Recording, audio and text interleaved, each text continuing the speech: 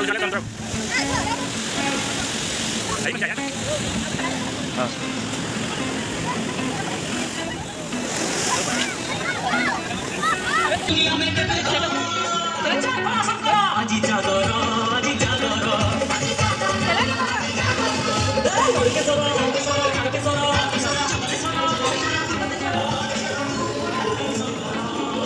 करते चलो सब महादेव को जय जय करे।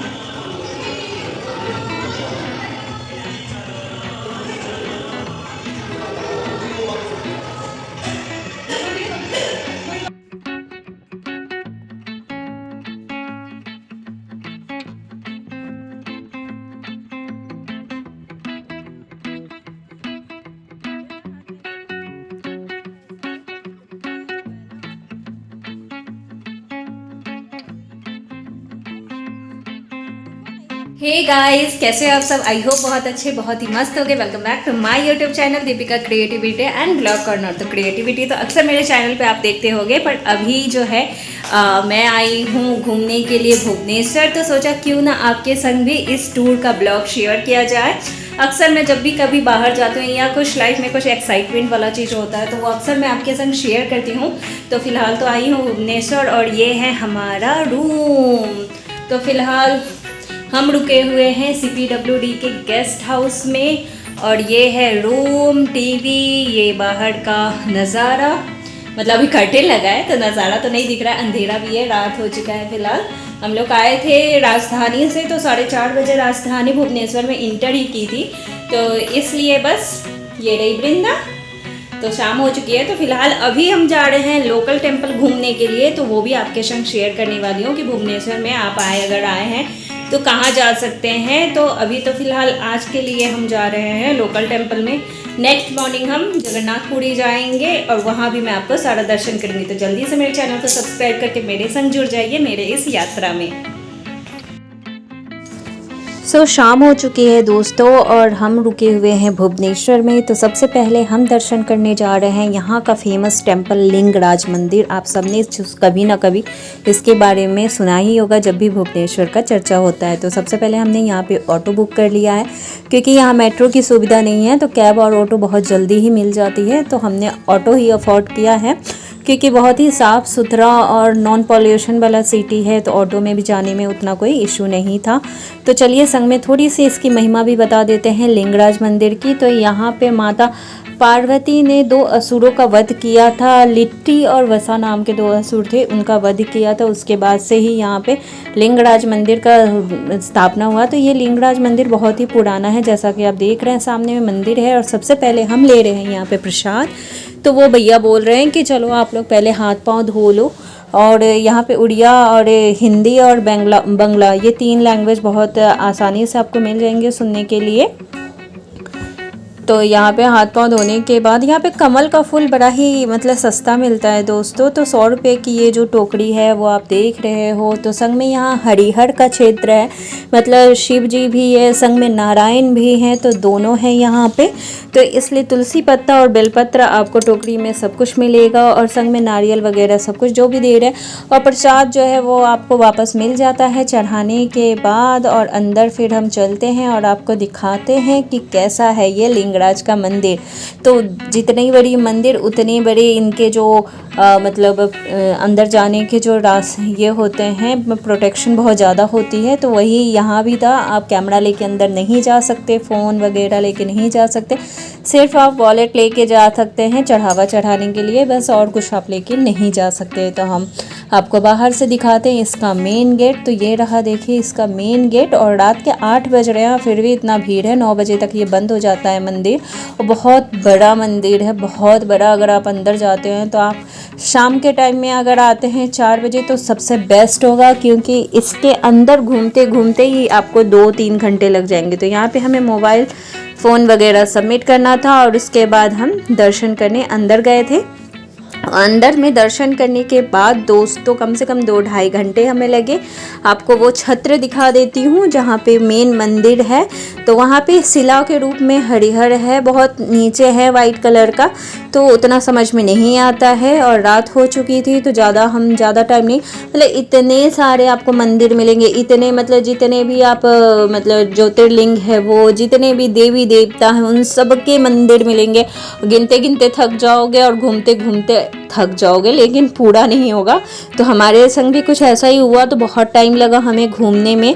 और बहुत सारे पवित्र जल भी है, नदियों के जल। जब असुर का वध किया था तब पार्वती जी ने जल मांगा था महादेव से, तो वहाँ पे एक कुआं भी है।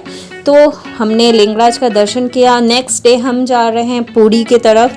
तो पुरी जाने के लिए 60 किलोमीटर का दूरी हमें तय करना था, और यहाँ से बस ईज़िली कभी भी कहीं कोई सी भी स्टॉपेज से मिल जाता है। तो हमने यहाँ पे किया है एसी बस। एसी बस का चार्ज मैं आपको बता दूँ तो 100 रुपये है, और जाने में टोटल टाइम जो है वो 1.5 से 2 घंटा लग जाता है पुरी पहुँचने में। तो यहाँ पे मेरा शकल देखते हुए आप यात्रा शुरू करें और चैनल को भी सब्सक्राइब कर दें।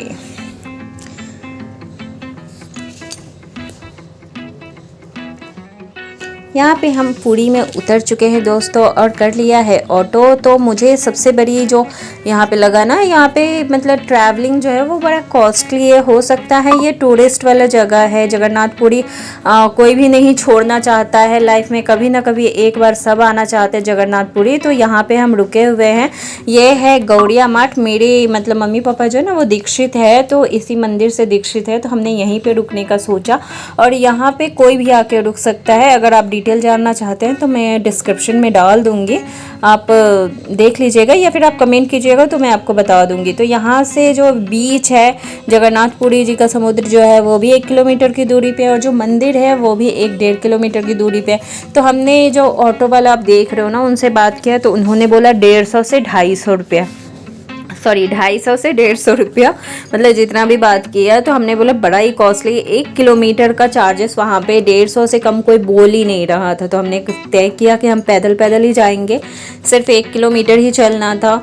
और वृंदा भी चल ही लेती, अब गोदी वाली तो है नहीं, लेकिन फिर भी कभी कभी गोदी में लेना पड़ता है। और बीच में एक ज़बरदस्त हमें नज़ारा दिखा, यहाँ पे जाम लगा हुआ था, और जाम जो जिसके वजह से लगा हुआ था ना, एक आदमी बाइक हटा रहा था ताकि जो ऊपर से एक इंसान ना देखो कैसे पानी फेंक रहा है उसके ऊपर।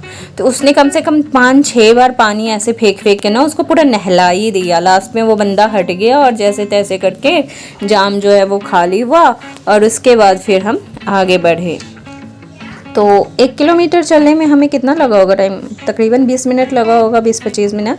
तो हम पहुंच गए। देखिए ये है मंदिर, मेन मंदिर जो आप देख रहे हैं। तो अभी जो देख रहे हैं वो पीछे का द्वार है, मतलब पश्चिम का द्वार है। 4 द्वार है, पूरब, पश्चिम, उत्तर, दक्षिण। तो अभी पूरब से ही सिर्फ इंटर होता है, बाकी सब द्वार जो है वो बंद है। नॉर्थ से निकलते हैं, पूरब से इंटर करते हैं। तो यहाँ पे हम घूम के जा रहे हैं, गोल में घूम के जा रहे हैं। और यहाँ देखिए यही है जगन्नाथ जी का जो हंडा, सुनते होंगे अब तक कि जगन्नाथ जी का हंडा चढ़ता है एक के ऊपर एक। तो यही ये हंडा है। ये सारे जो है छोटे छोटे हाथी में मतलब गाड़ी जो होता है छोटा हाथी, उसमें भर भर के जा रहे हैं धर्मशालाओं में खाना। और रोज के रोज मतलब ना जाने कितने हंडे चढ़ते होंगे। जगन्नाथ जी का हाथ कभी भी सूखा नहीं रहता है, जैसे ही सूखते हैं उनको भोग लगाया जाता है। और 56 भोग लगते हैं, ये सब जानते हैं। जगन्नाथ जी की कथा कौन नहीं जानता है। तो जो भी हिंदू भाई बहन हैं वो तो जगन्नाथ जी की कथा जाने बिना रह ही नहीं सकते। तो ये है मेन डोर, मतलब एंट्रेंस का रास्ता जो पंडाल लगाया रहता है, लाइनिंग से आपको जाना होता है।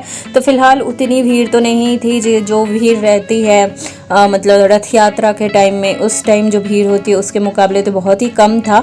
तो सबसे पहले हमें मोबाइल और जूता जो है वो सबमिट करना था, तो वो उसके लिए हम निकल चुके थे। तो सामने में जो बहुत सारी शॉप आपको लिखे हुए मिल जाएंगे जो कि होते हैं पैसा लेके, पर एक जगह हमें पता चला कि फ्री में होता है, जो संस्थान के द्वारा, जो ट्रस्ट के द्वारा खुला हुआ है। तो वहाँ हम जा रहे हैं। संग में देखिए कितना सारा, मतलब आपको जो भी सामान लेना है, घर वालों के लिए प्रसाद लेके जाना है, कुछ भी लेके जाना है, तो आप यहाँ से खरीद सकते हैं, मार्केटिंग कर सकते हैं। और आप भी अगर जा रहे हो और फ्री वाला ढूंढ रहे हो ना शूज़ कहाँ पे रखना है, तो देखिए यहाँ पे एक मंदिर मतलब घर जो बना है, धर्मशाला बना है, उस पर राम राम राम लिखा हुआ है। तो उसी के सामने में है, देखो ये राम राम लिखा हुआ है, उसी के सामने में शूज़ और मोबाइल रखने वाला है। तो यहाँ पे फ्री में कॉस्ट लेता है, कोई पैसा ऐसा नहीं चार्ज किया जाता, बाकी जगह पे चार्जेस होता है।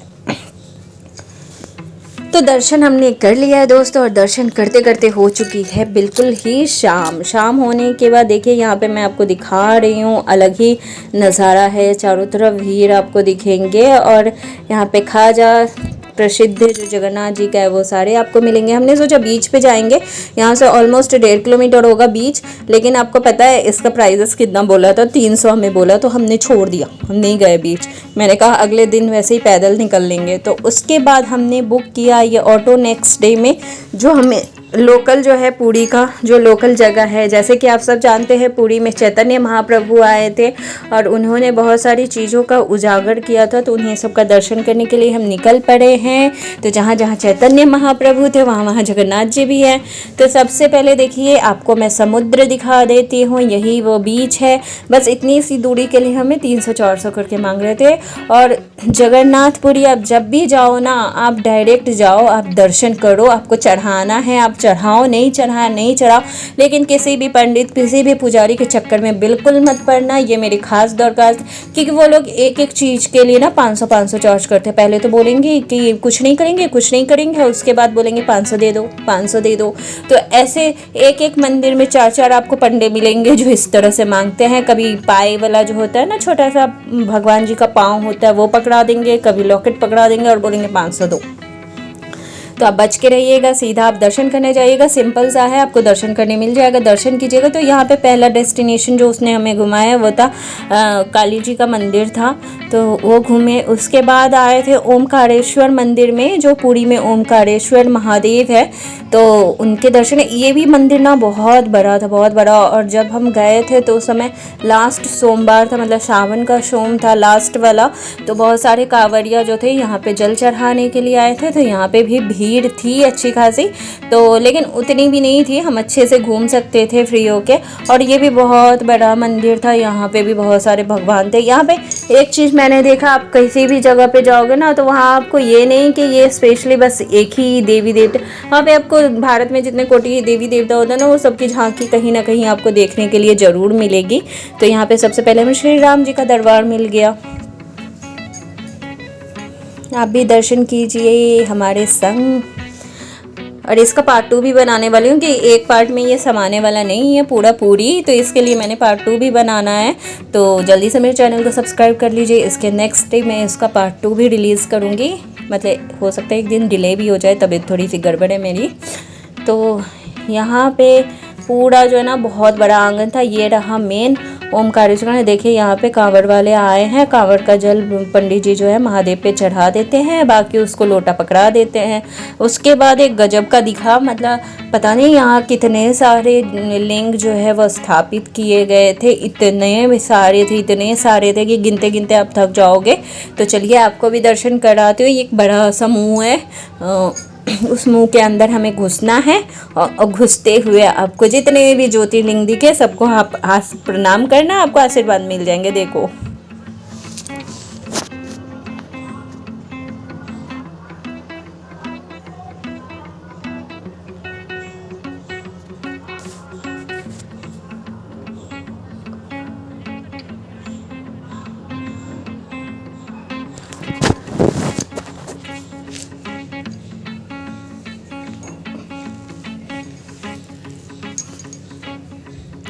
तो यहाँ पे जितने भी ज्योतिर्लिंग थे सबके हमने दर्शन किए। उसके बाद ये बड़ा सा चक्का हमें दिखा, और संग में हमें दिखे राधा कृष्ण।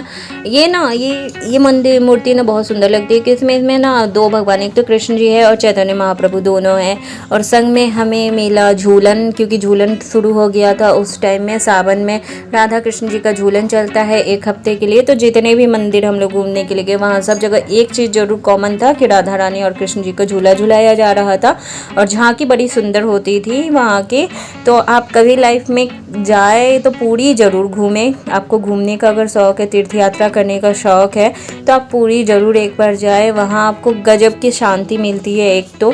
और यहाँ से ओमकारेश्वर से निकलते हुए हम जा रहे थे किसी गांव के रास्ते होते हुए गुप्त वृंदावन। उस बंदे ने हमें बताया, टोटो वाले ने, कि यहाँ पे चैतन्य महाप्रभु आए थे, बैठक करते थे और यहाँ पे गुप्त वृंदावन का प्रागट्य किया था। तो सबसे पहले ये बहुत बड़ा है, बहुत बड़ा है। इसका अगर मैं वीडियो स्लोली आपको चला के दिखाती ना तो 2 घंटे का लगता है आपको ये वीडियो देखने में, इसलिए फास्ट फॉरवर्ड करके जल्दी जल्दी चलाया है। और बहुत सारे शायद मिस भी हो गए। भगवान इतने सारे, एक तो हमारे हिंदू धर्म में 33 करोड़ देवी देवता वास करते हैं, तो उसमें भी जितने हो सके इन्होंने बहुत ज़्यादा ही बनाए हैं, बहुत बड़ा बनाया है। तो शायद बहुत सारे मिस भी हो गए होंगे, हम मुझसे पता नहीं, क्योंकि खुद ही देखने में लग गई, कभी भूल गई कैमरा ऑन करना, तो इस तरह की चीज़ें हो रही थी। तो हमें 700 लिया और इस तरह के हमें 5-6 जगह जो है, 6-7 जगह उन्होंने डेस्टिनेशन हमें घुमाया। और थोड़ा दूर दूर पड़ता है तो 700 ज़्यादा नहीं लगा हमें पैसा, क्योंकि थोड़ा दूर दूर और टाइम भी लगता है इनका। तो टोटल घूमने में तो हमें 3-4 घंटे लग गए थे लोकल एक साइड का। अगर आप पूरी घूमोगे तो आई डोंट थिंक सो कि आपको 2-3 दिन में कंप्लीट कर पाओगे। उसके लिए आपको 1 हफ्ता यहाँ पे रहना पड़ेगा। और यहाँ देखिए गौ माता, जहाँ पे हमारे सभी देवी देवता ब्राह्मण सब निवास करते हैं। तो पहला दर्शन यही था। उसके बाद फिर हम आगे बढ़े और आगे मैं कुछ कमेंट्री नहीं करूँगी, अब आप बस दर्शन करते चलो।